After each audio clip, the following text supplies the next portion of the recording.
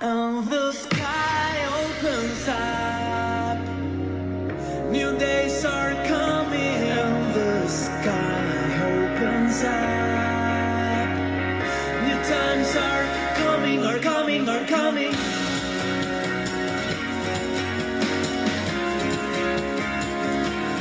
And the sky opens up.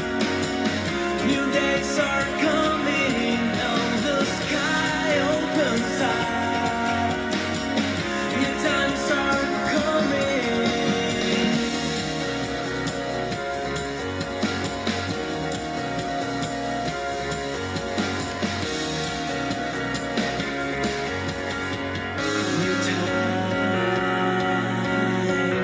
New times are coming.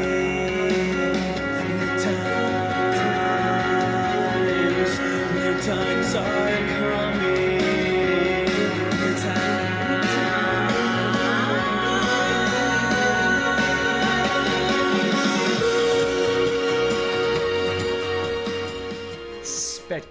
New Spectacular song from Aryeh Gilov, Chilean-Israeli composer. He's been a member of the Accidental Talmudist community for quite a while. He reached out to us because we thought we might like that song. It's his new song, New Times Are Coming. He didn't even know that I was born in Chile. And so we got to talking about the song. And of course, I was curious about his last name because I have a lot of family members named Gilov. And so we examined it. And of course, we're cousins. I mean, it's a beautiful little accident. Tragically, his father, who when he reached out to me, dedicated that new music video that we debuted this morning on Accidental Talmudist. If you like the sound of the song, check it out on our page on Facebook. New Times Are Coming by Aryeh Gilov. He wanted to dedicate the song to the healing of his father. He went home from Israel to Chile to nurse his father, who was suffering from COVID-19. And last Thursday, tragically, his father left this world. And so now we dedicate the song to the neshama of Chaim Gilov, Chaim Ben Klemper, I think. May his soul have a great elevation. I know that he's very moved by your song, Aryeh, Aryeh Gilov. And I'm sorry I never knew you before, cousin, but it's great to be in touch now. All right, my holy sisters and brothers, how are you? I hope you're having a fantastic Sunday. Let us light up the darkness.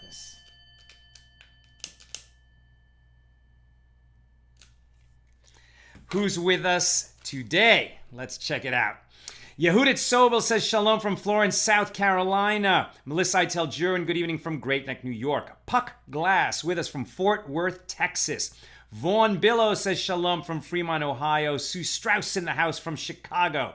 Stephen Giger says shalom from Dover, New Hampshire. Jeffrey Seward says Jeffrey from New York City. Irdiancia Tanjung says shalom from Indonesia, right? Tammy Lynn Garrison says hello from Central Pennsylvania. PK Sakara from Colorado. Michelle Sanford from Medford, Oregon. Tesla Rus says Shavua Tov. Hamza Gilani says hello from London. Christo Cheney with us again from Lubbock, Texas. The best part of my day is tuning into AT Daily. Thank you, Christo. Brian Bloomfeld says, Erev Tov, sir, from Cambridge, Mass. Debbie Schweigart says, shalom from Barnegat, New Jersey, where we are expecting a tropical storm. My dad lives in Florida. They were very concerned about the hurricane, and thank God it has eased off, and it was not a hurricane and bringing all that devastation. May you get similar good news about the tropical storm. May it not be too much. Stephanie Marie Diaz says Aleichem Shalom. Jeff Abramson says Shalom from Council Bluffs, Iowa. Martin Wade says Shalom from Galliano, Louisiana. Nancy Brandimul Wright says you must speak several languages. That's my envy. I mean, Spanish I'm fluent. It's my first language. And English beyond that. I can get by in French. I know a lot of Hebrew words. I wouldn't even say I speak it. Sharon Frant Brooks from Lebanon, New Jersey in the house. Baki Billa from Dhaka in Bangladesh. Baki, it's so great that you're with us. Stephanie Marie Diaz says about Aryeh's father, Chaim, may his neshama receive an Alan's mishpacha all that he knew and receive peace and comfort at this time and always as well, and may be comforted among the mourners of Zion and Jerusalem. Thank you, Stephanie. Alice Gross says she's here, Hineni, in Baltimore. Tesla Roos is with us from Palm Springs, California. Cheryl Lanter from League City, Texas. Daniel Vizana says shalom. Barbara Boner from Missouri. It's so great that you're all with us. I may not be able to always read the whole list because we got to get into it already. But it's great that June Caesar is here from the Philippines, and Thomas Dickerson from Moravian Falls, and Alana Mainers from Ventura, Florida, and Christopher from Boston, and Lucy Ram Johnson from Minnesota, Mirasya Janut from Atlanta, Marjorie from Georgia, and Lynn from North Texas. Welcome, everybody. We are holding on page 149, that's Kuf Mem Tes of Tractate Shabbos, the second volume of the Talmud. We're approaching the end of the volume. It's 156 pages, and we're on 149. So we're 1 week away from making a siyum, completing the largest volume in the Talmud. We're at chapter 23, and today we'll be discussing, and God willing, finishing our discussion of Mishnah number 2. In our Mishnah, we learn that one may count his guests who are coming to a meal at his house on Shabbos, let's say Shabbos dinner or Shabbos lunch, and he's thinking, well, how many guests do I have coming? I have a list, but I'm not sure how many they are, and I'm not sure if I have enough, let's say, appetizers to serve them. So he can count up his guests from memory, but he may not count his guests by reading a list. And when we get into the Gemara, we'll see why. Likewise, the Mishnah says we may draw lots for portions. So let's say that, I don't know, let's say that we had a bunch of desserts that instead of like one big cake that we were going to cut up, it was the kind of dessert where we had pastries, right? So we had a bunch of individual pastries, and just to sort of hand them out, instead of everybody grab, we're going to draw lots, some kind of lots. I don't know, maybe we're going to use cards or something, not dice, as we'll see, but some form of drawing lots to see who gets what. So that's going to be permitted if it's within a family and if they're all kind of equal size. But if there's like one pastry that's much bigger and better than the other ones, then even within a family, it's going to be prohibited on Shabbos to draw lots to see who gets the best one. And we will see why. Now, let's get into the Gemara.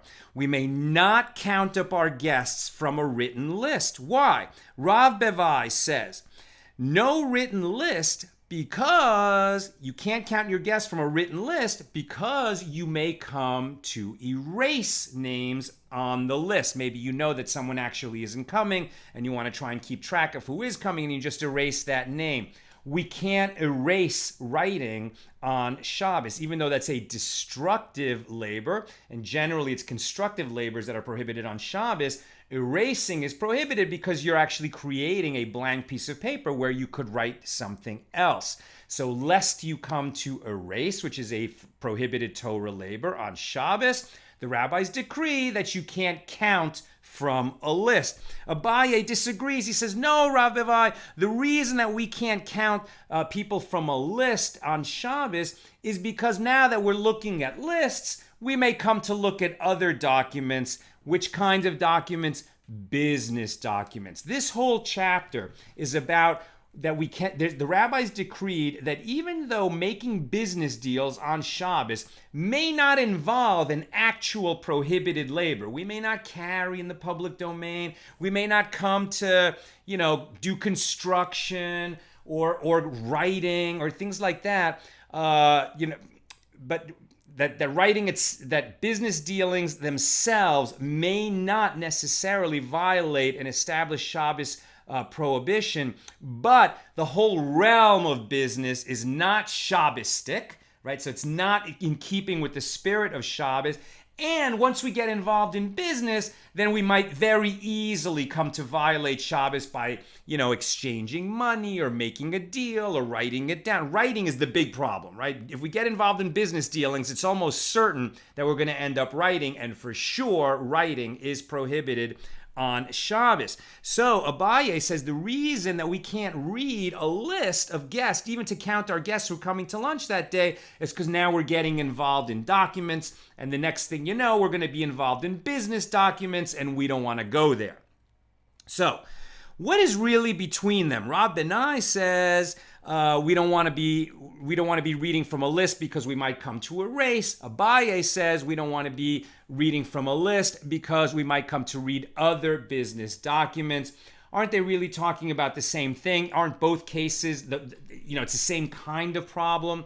And so the Gemara answers, well, the case that is between them, so my benehu, right? What is between them? What is the situation that would really distinguish one ruling from another? What is between them? Very common Talmudic question when we're looking at this kind of analysis.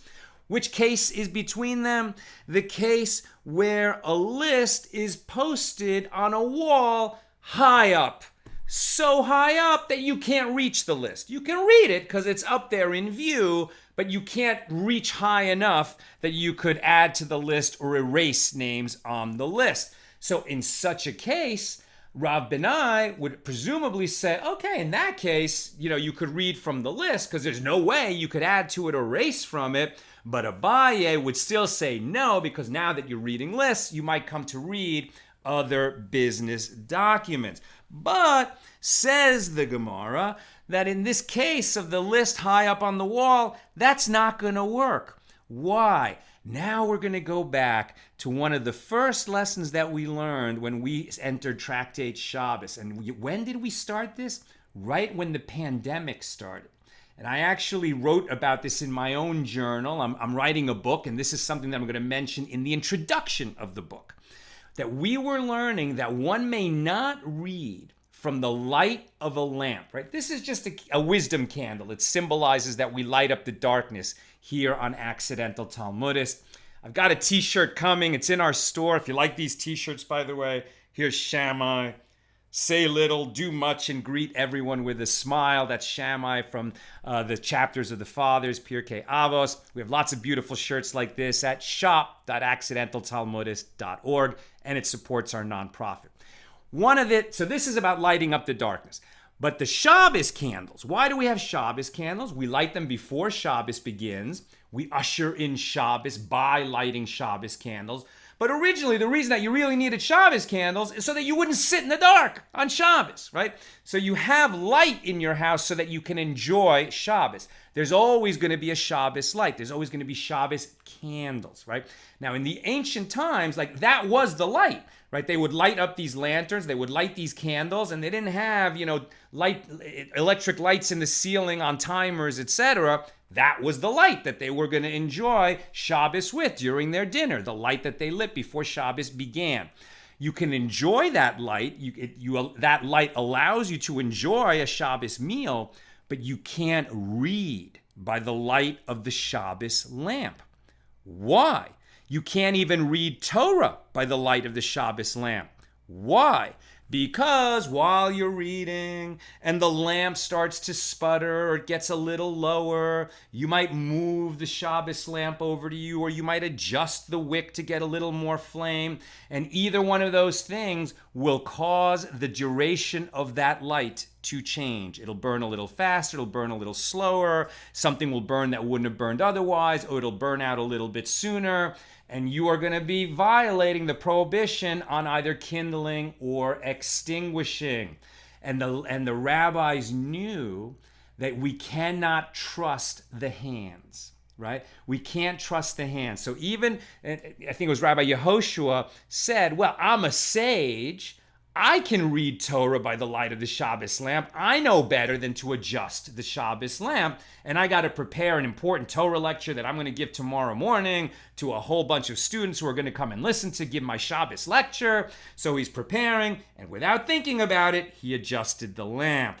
And so the rabbis teach us that the hands will ultimately go where the person wants, where his desire or her desire lies. And that's why we don't trust the hands. So we had that decree early on, and in terms of the pandemic, right at the beginning of the pandemic, when we were all talking about the fact that our hands are touching our faces all the time, and we have to wear face masks, not only to prevent our spittle from going out on other people, but to prevent us from touching our mouths and nose and eyes, right? People are touching their faces all the time, and they don't even realize they're doing it. The hands wander. That's why it was a poignant teaching at the beginning of the pandemic that came up in our journey through Tractate Shabbos.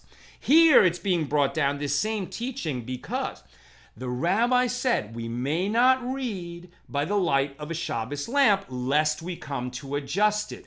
What if the Shabbos lamp, we actually got on a ladder to light it, and so the Shabbos lamp is like high up on the wall? There's no way that I can reach up and adjust the lamp or adjust the wick when I'm reading by that light.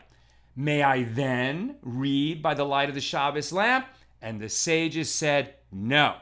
Once they decreed that you can't read by the light of the Shabbos lamp, it doesn't matter how high it is. It could be as high as 2 people, one stacked on top of the other. They say it could be as high as 10 plow handles high, or it could be as high as 10 houses stacked on top of each other.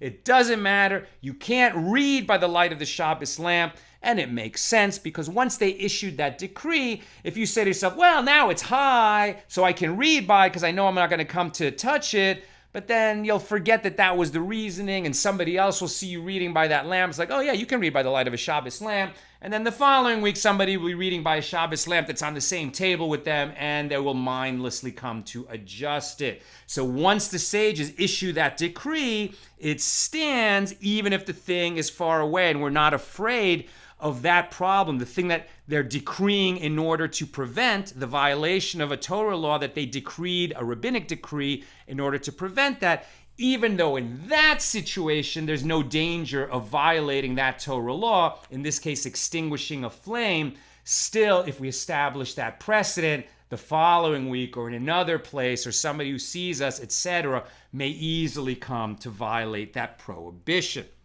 So that brings us back here. What if that list that we want to read the guests from, so to know how many guests are here, if it's high up on the wall, doesn't matter. Same principle. We're not going to come to write or erase on that list if it's high up on the wall, but we're still not going to read from it.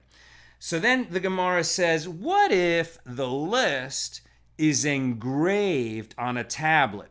Right? So not an iPad tablet, but in the old days, Talmudic times, very often they took notes on clay tablets, right? When the clay was soft, they would make their notes on it, small little writing. And then the clay would get hard, and that would be like their notebooks, right? They would have stacks of these plates from the notes that they took on various things. So what if it was engraved on a clay tablet that now is hard? You can't write anymore on that tablet. You can't erase from that clay tablet. So now can we read the list from that clay tablet? Abaye says, no. Now that you're looking at clay tablets, you're looking at a document, the next thing that might come to your head is, this has a note that I made for myself on this clay tablet, and it's going to remind me that I need to purchase that field from my neighbor, and there's a time limit, and if I don't purchase it tomorrow, I'm going to lose the opportunity. And we get involved in business dealings. And that's the whole thing that the sages want to avoid. We don't want to be involved in business dealings. So they keep sort of checking and questioning and checking the exceptions. And when does it really get ridiculous? And so finally they said, okay, if the list is engraved on the wall, then there's really no danger that we're going to see the list on the wall, read the names that are the people who are coming to lunch, check how many appetizers are going to be, and because of that, I'm going to think, I better go check my business documents to see if there's a deal that I'm going to let slip if I don't deal with it immediately. So we cannot count guests who are coming from any list. If it's written high on a wall or low on a wall, if it's engraved on a tablet, certainly not if it's written on a piece of paper. But if it's engraved on the wall, then we could count the number of guests who are coming from that list. If you have comments or questions, please put them in the comments. I will get to them toward the end of the class when Nina will give me all of the questions. Right now I'm going to keep moving. Now that we're talking about walls and the list on a wall, we're going to get to a teaching that also has to do with a wall. And this, when you first hear it, it's going to sound crazy. So we have a baraisa that's contemporaneous with the Mishnah. This is a ruling of the Tanaim, the earlier rabbis of the Mishnaic period. But it's a ruling that didn't get into the Mishnah, which is the most authoritative collection, but it's almost that authoritative. And in this baraisa, we learn that the Tanaim held that we may not look at a mirror on Shabbos. Everybody's like, what? Wait, what? Wait a minute. What are you talking about? I look in a mirror all the time. Before I go to temple, I want to look nice. Can I not look in the mirror before I go out? Before my guests come, I want to look nice. I look in a mirror all the time. What do you mean I can't look in a mirror on Shabbos? Hold on. Relax. It's okay. What is the concern that was being addressed by that baraisa? The concern is that one may look in the mirror and see that he has, let's say, a stray hair on his face and think, oh, that looks bad. I need to pluck that hair out. Now, we cannot trim our fingernails or pluck hairs on Shabbos. That's prohibited. We know that. That is actually like harvesting. We can't cut pieces off our body on Shabbos. So the concern was that if we look in the mirror and we see something that needs doing, that we might then come to pluck a hair or trim a nail or something like that off our body. But Rabbi Meir, who is one of the most important of the Tanaim, says it's permitted to look in the mirror on Shabbos as long as the mirror is hanging on a wall and it's not a handheld mirror. Well, why? What does that mean? Why does Rabbi Meir permit in that situation? So the Gemara speculates. Perhaps if it's on a wall and he sees that he has a hair and he needs to pluck it, so he's going to go fetch the device that he's going to use to pluck, some kind of tweezers or a scissors. And while he's going to fetch that utensil, he's going to remember, wait a minute, it's Shabbos. I can't do that. So by introducing this pause between when he sees the thing and when he's going to go, maybe that's why Rabbi Meir permits on Shabbos. But then the Gemara answers its own question. What are you talking about? If he has a handheld mirror, same situation. He's got to fetch the utensil. What difference does it make whether it's on the wall or a handheld mirror? And then, rather, says the Gemara, what we're talking about is a mirror that's made out of metal. It's a metal mirror, right? So imagine a highly polished metal mirror, and it has a sharp edge around the outside of the mirror. So if he sees that he has a hair on his face that he wants to remove, and the mirror that he's holding in his hand has a sharp edge, then he's like, oh, okay, and I could just pluck it right out. So he could use the mirror itself as the utensil to pluck out the hair. And that's why Rabbi Meir says if it's on the wall, it's okay to look in the mirror. If it's handheld, it's not. That's the way the Tanaim argued about it in the Baraisa. That's the way the Gemara speculated on it. There's other rulings in this discussion. I'm going to cut to the halacha because I know you're curious about this because it affects everybody who keeps Shabbos. So here's the answer. The halacha is we may look in any mirror on Shabbos, whether it's handheld or on the wall, no problem, except a metal mirror, right? So, I've seen these, like a man's travel kit, especially like a military shaving kit that comes with this like metal mirror. I've seen those metal mirrors, like a camping mirror, right? Instead of a piece of glass that could break in the backpack, it's a metal mirror, a small metal mirror, or it could even be a metal mirror hanging on the wall. If it is a metal mirror, we may not look into it on Shabbos. Remember that. All mirrors you can look into on Shabbos except metal mirrors. Let's move on.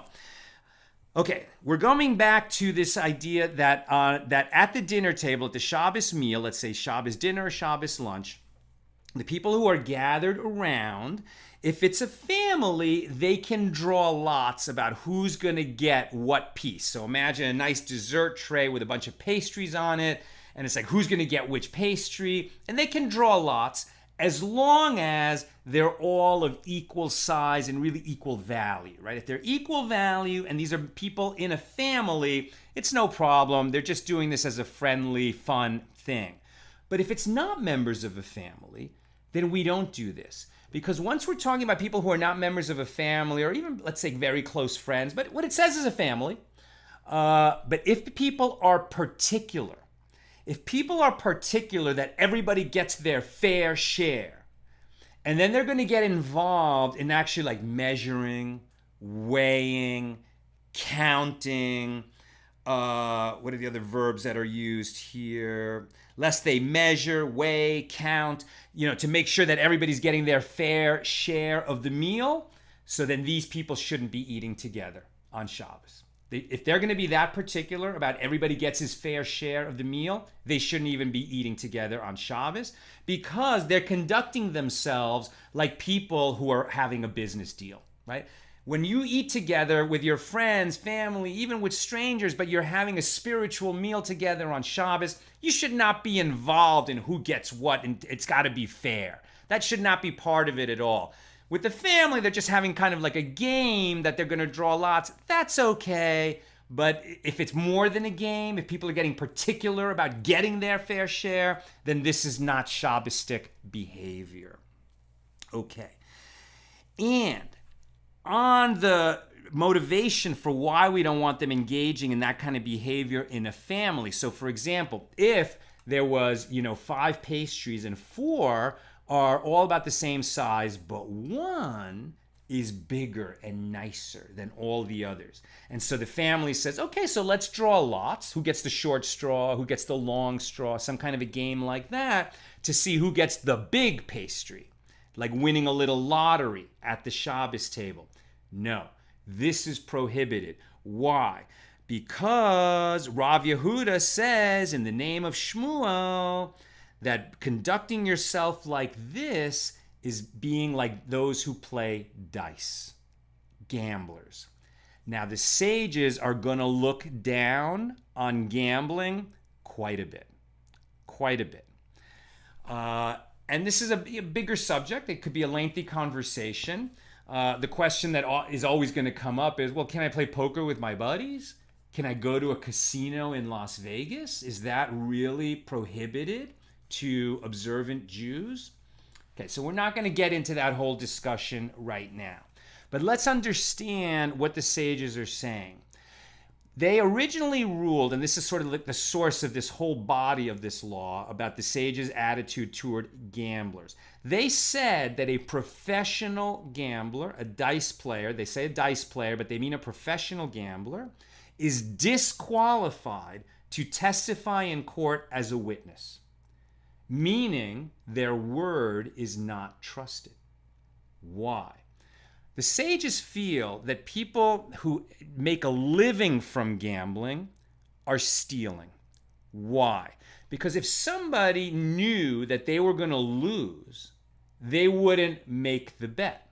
Everybody who places a bet, right, especially like in a poker game where some are going to win and some are going to lose, let's say just take one hand or one roll of the dice, right? They're making wagers. So the people who are betting, they all want to win. They're there to win. If they knew they were going to lose, they wouldn't make the bet. So since each is doing it in the expectation of winning from the others, and the others wouldn't be there if they knew they were going to lose, then the one who takes the winning is taking something that the others didn't want to lose, didn't want to give up, wouldn't give up. It's like taking it out of their pocket. Now you can say, what are you talking about? That's ridiculous. Everyone knows the score. They're there voluntarily. Everyone has a chance of winning, and that's why they're doing it.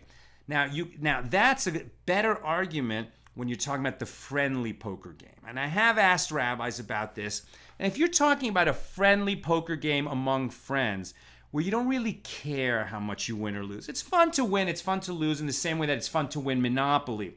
But the money that you win or lose is really what you're willing to pay sort of for the entertainment of being with your friends, right? It's just the cost of being with your friends, and the activity is a poker game. And it's like we all chipped in for a movie together, then it's not so bad. Now, some people are going to be more machmir about this. They're going to be more stringent, and they're just going to avoid gambling altogether.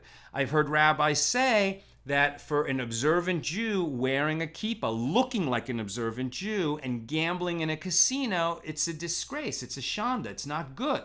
Now, I'm not here to tell you that if you're an observant Jew, you can't go into a casino. I think you need to do this research yourself if you have the question. There's plenty of articles about it online.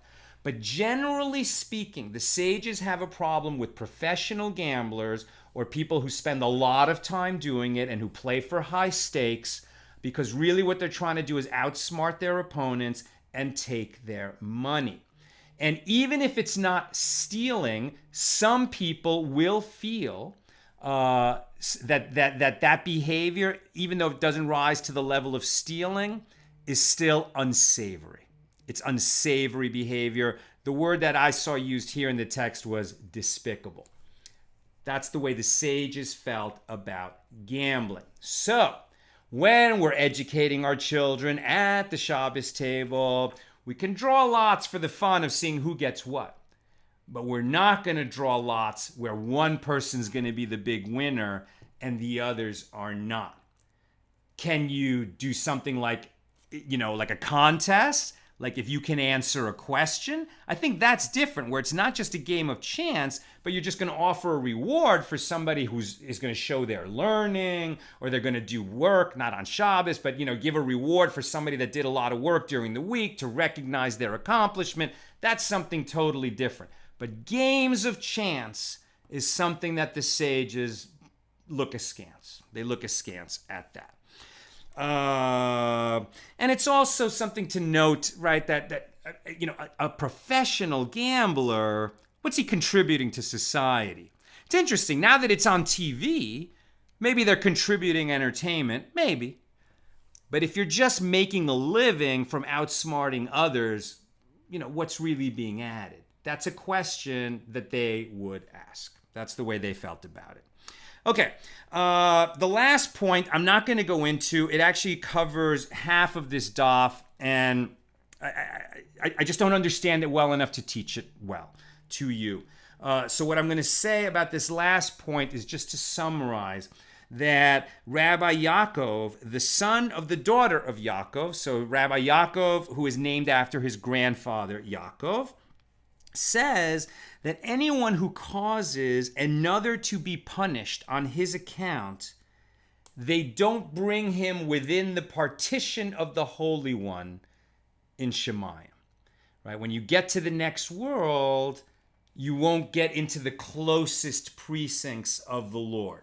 So, extracting vengeance on someone by, like telling on them or causing them to be arrested or causing them to be punished even before the heavenly throne, being the one who arranges for somebody else to get punished, even if you're right? It's not going to keep you out of heaven, right? So you're doing something righteous here. You're going to make sure that evil people get punished. But if you're the one who comes along and does that and makes sure that that person gets punished, it's going to be a little bit of a demerit to you. Now, I think it's very important to understand right here when we mention this teaching that when you're talking about arranging for someone who's evil to be punished in order to save others from falling victim to that person, that is outside the scope of what we're talking about now. That is not only permitted, it's an obligation. Of course, if you have information that can save other people from being victimized by someone who's evil, you must bring that information forward and you must work hard to get that person punished so that others won't suffer the same fate that you did. But if it's really just that they're not a danger to anyone else anymore, but you want them to be punished because you want your vengeance, you may be right. But you're still going to get to heaven. You're going to have a portion in heaven. but you won't make it into the closest proximity to God, to the Holy One, blessed be He. Something to think about, right? Something to think about. Do we want to be the instrument of vengeance to exact punishment on another? Do we really want to be that person? If it's to save others, totally different teaching. But if it's not to save others, if it's just because we want to make sure that they get theirs, maybe then it's like we're just holding on to that fury, to that anger. We just want to see them brought down. And as they say, when you hang on to that kind of a grudge, right, it's like you're giving your enemy rent-free space in your heart and mind. Maybe not something you want to do. And that's a part of that teaching there. Okay, that's what I've got for us today. Let's look at some questions. Carolyn Dobson Chavez asks, a lot equals a poor? Yes, exactly. When we're talking about drawing lots, it's related to the holiday of Purim, because Purim was all about drawing lots, where the wicked Haman, the wicked Haman, wanted all the Jews to be killed, and he conspired with King Achashverosh to have all the Jews in the world killed in one day. Which day was it going to be? And they put a bunch of chits in a hat with dates written on them, and they pulled out the date, and that ended up being the day on which we celebrate Purim. It was going to be the day that all the Jews in the world were going to be killed. But of course, God's hand is in the Purim story, meaning the book of Esther in the Bible. And that's why that holiday is called Purim, lots. Lynn says, good to know about the metal mirror prohibition. I had not heard this one. What a daf, what a page. By the end, Nebuchadnezzar's vile lottery makes Haman look like a mensch. Yikes. Okay, I didn't get into these teachings about Nebuchadnezzar. It's long, it's difficult. But Nebuchadnezzar, right, he was the king that was responsible for the destruction of the first temple in Jerusalem, the temple that fell, witnessed by the prophet Jeremiah. A terrible, terrible, terrible time in history, mostly caused because the Jews at that time were committing capital sins, primarily idolatry. But Nebuchadnezzar was like the lowest of the low. And one of the things that he did, according to the Talmud, is that he made the kings of other smaller lands like his slaves. He treated them like slaves. And not only that, he raped them. I mean, if you want to learn more about this, you can read it on this page. He was really vile. Melissa Eitel-Jurin, what about Orthodox Jews who do gamble or bet on horses? Like I said, I'm not telling you that gambling is prohibited per se. It's a question that requires further study, and if it's a question that's interesting to you, you definitely should research it. A friendly poker game where you guys don't really care how much is won or lost, you're just there to have fun with each other, most opinions will permit that. A professional gambler, this is not something for an observant Jew. That's not a profession for an observant Jew. So that those in-between stages, it requires more thought, more research, and talking to a rabbi. Melissa also says, would the sages consider Wall Street a kind of gambling or a game of chance? What a good question, Melissa. I often say that investing in the stock market is a kind of big casino. That's what people are doing. Now, my Wall Street friends will say, well, we don't know what the future holds. So we do our research. We're very methodical about it. And our goal for our clients is for them to invest and increase their wealth so that they can retire at their ease. And we teach them to diversify their investments, et cetera, et cetera, et cetera. When you're looking at a market and there's buying and selling, I mean, there is this aspect of wagering. Will the price rise tomorrow? Will it go down? We'll see when we get into the middle of our Daf Yomi journey, really the commercial tractates in Bava Kama and Bava Metzia. There's so many laws about this.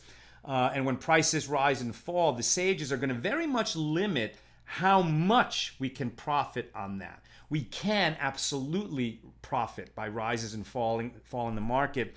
And even today, yesterday and today, we had a little bit of a discussion I mean, it's funny because this just came up today. I'm part of a security force. Here in our area, we need to be safe, and so a bunch of us have been trained and licensed as security guards, so that when we're in our little synagogues that can't afford paid armed guards, then we can act as our own armed guards. It takes a lot of training, like a year of training. We take it very seriously, and we do a lot of training.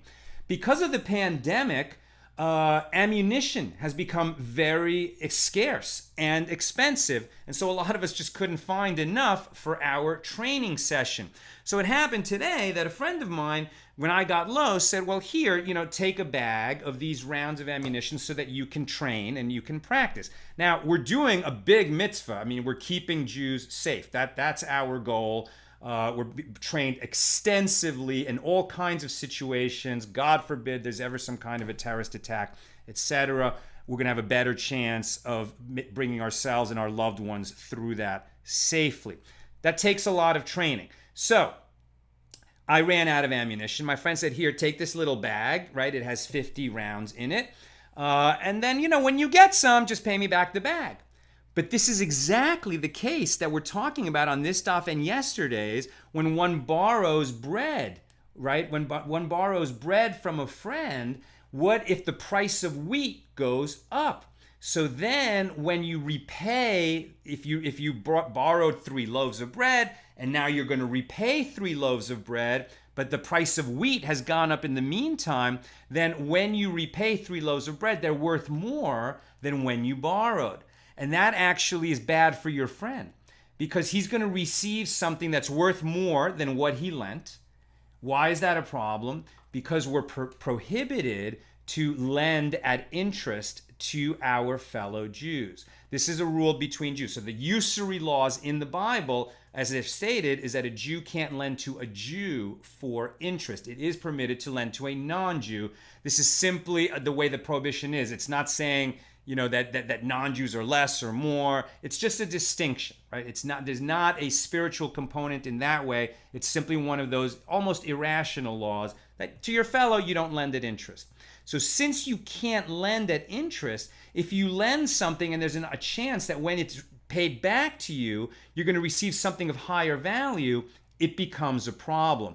In that case, what you're supposed to do is stipulate at the time that he lends you, let's say that bag of 50 rounds, we should say, well, what is the price today of those rounds? And then when I repay you, I'm going to pay you either the same money of what you lent me, or rounds that have the same value as at the time that you lent to me, so that he doesn't fall into that. Now, what we did is we said, okay, we're in a time where prices are fluctuating, but not that much because they're stabilized by the law. They're not going to get crazy. And we're going to say we're not going to be particular about it. We're just going to count it as a bag of 50. We can pay each other back and forth. We're aware of the issue. But if the prices start to fluctuate too much, then we would have to deal with that situation to make sure that my friend doesn't come to profit in a usurious manner. I don't want him to have that transgression on his shoulders. Okay. Alice Gross, don't chess championships do the same concerning outsmarting someone? But not for money. Now, what you could say is there's prize money. Yeah, but I don't think, I think it's a good question. I mean, the fact that there's prize money associated with every golf competition, every sports competition. Chess just happens to be a little bit more mental than other sports, but every sport has a mental component where you're trying to outsmart the others. But there, I think you're being rewarded for winning, but the goal of the game, even though, they're professionals, they want to make money, it's different. I mean, first of all, they can all benefit from being in that profession, and they're definitely providing an entertainment for the public. I think it's just distinguished from gambling, but it's an interesting point. I'd like to maybe learn a little bit more about that. And finally, Lynn says, let no Jew be punished on my account. I forgive every Jew, said in the bedtime Shema. Now I know where this came from. Exactly. We don't want to engage in behavior that's going to lead somebody else being punished. And as we saw, this teaching of Rabbi Yaakov, the grandson of Yaakov, we don't want to be the one who causes another one to be punished. That's what I've got for us today. I look forward to continuing with you tomorrow when we get a nice milestone. Tomorrow's daf is page 150 of Tractate Shabbos. We should be getting together, God willing, at 6 p.m.